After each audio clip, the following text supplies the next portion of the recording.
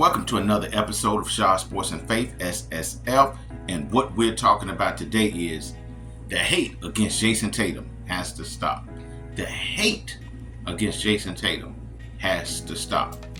In the aftermath of the 2024 finals, with Boston manhandling the Mavericks, 106-88, winning the series against the Mavs, 4-1.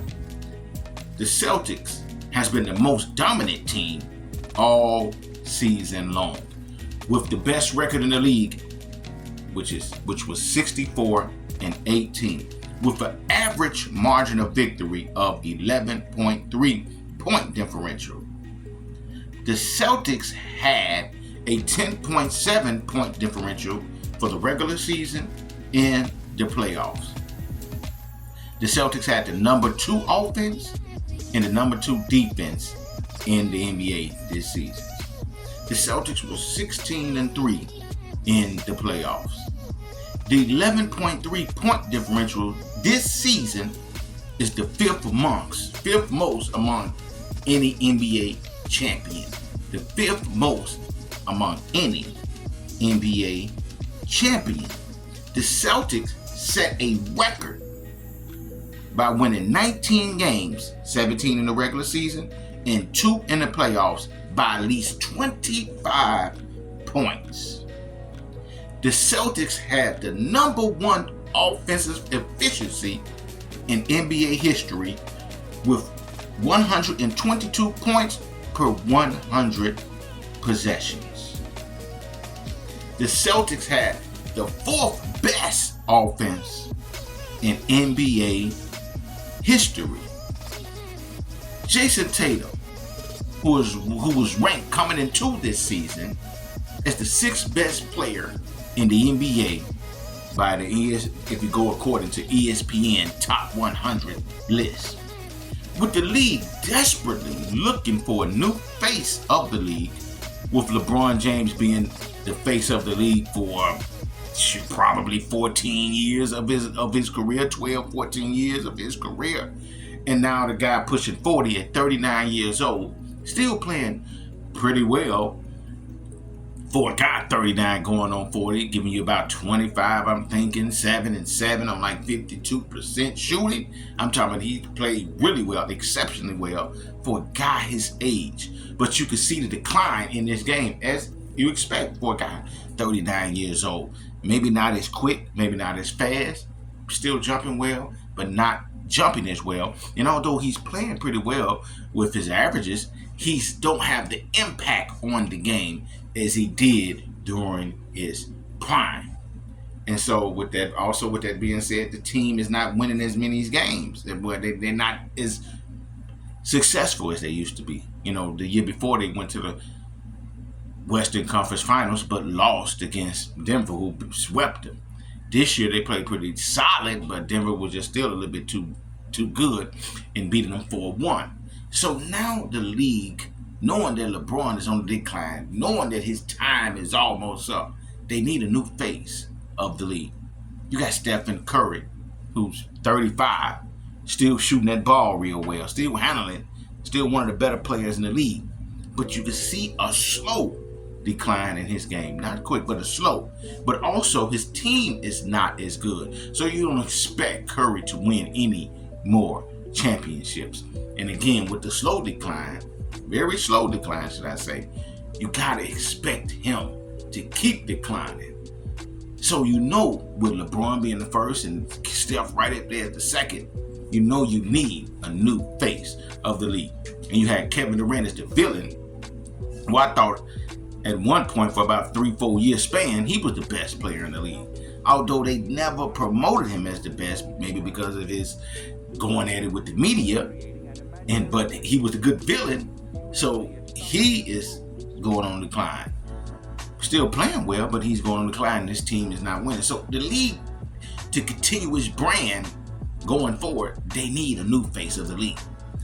Anthony Edwards emerged this year playing, leading the Minnesota Timberwolves, who at one point had the number 1 record in the league for a while. They played pretty good, was number 1 in defense, playing good defense. Was able to beat Denver who was the last year champs, beat them in 7 games. Before that, they beat Phoenix, who everybody thought was going to do well with the big three, and Anthony Edwards played well in that series, having some highlight plays against them as well as Denver.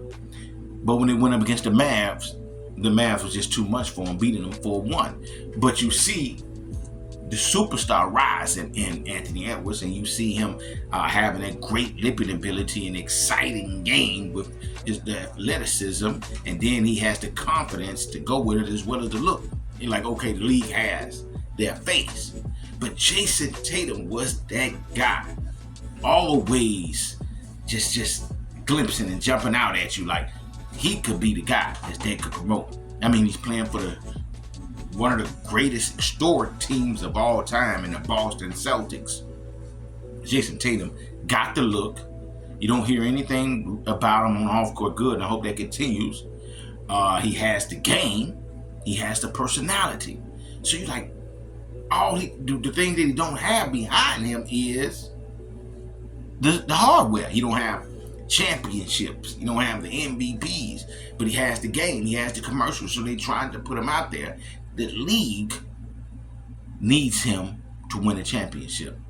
They need him to play well in the championship, because in the past, Jayson Tatum had up and down playoff performances. He played well this time, next time he don't play well. And that one time that he, got in the finals against the Warriors, he shot the ball poorly, turned over the ball, and he was one of the reasons why Boston didn't win the championship.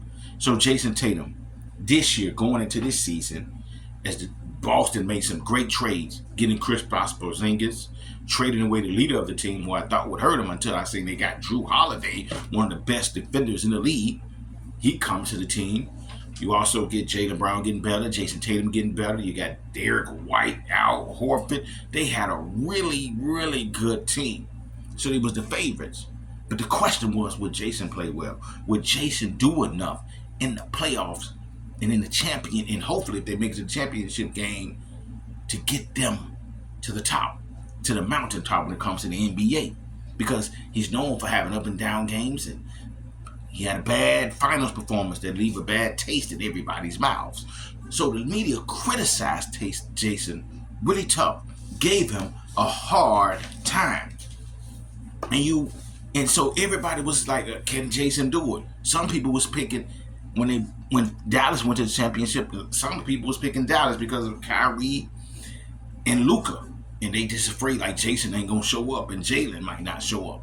Some was even saying that Jaylen was the better player in the finals. Well, Jaylen was the better player for Boston. Jaylen was the leader of the team. And I'm like, wow, they must don't see how Jayson is playing.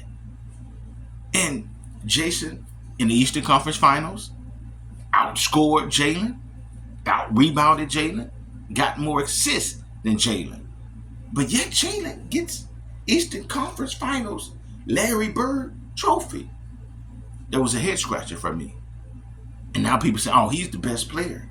They were showing up saying it then. He's the best player. And he's the leader. You go off in the finals. Boston handle these guys.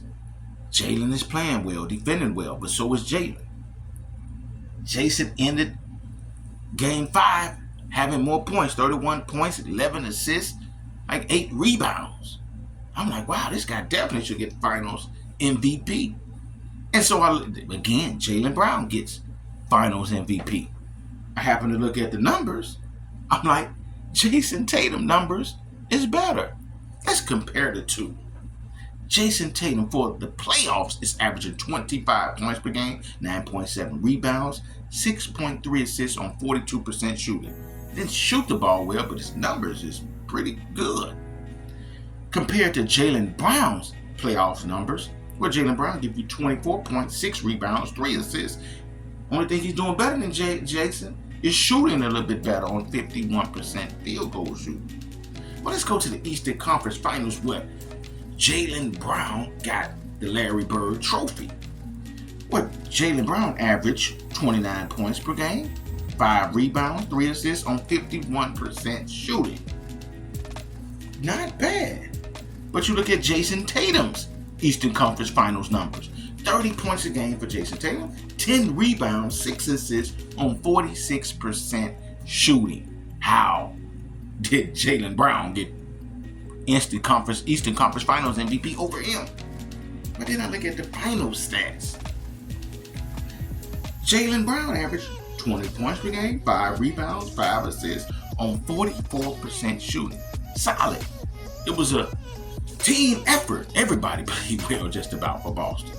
But you had a couple of guys that stood out maybe just a little bit more. And these two were. But I look at Jayson Tatum numbers, and he's averaged 22 points, almost 8 rebounds, 7 assists. Shot a little bit worse than Jaylen. Still shot 38% from the field.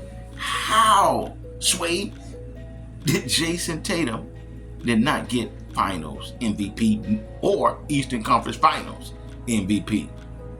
And I see the promotion of Jaylen is the best player. If you watch the game and if you look at the numbers, the stats, Jayson is still the best player on that team. And why did he get those? Why he didn't get those trophies? Why he didn't get Finals MVP? I don't know, because the numbers were still there. Only thing I could say was they hated on Jayson Tatum.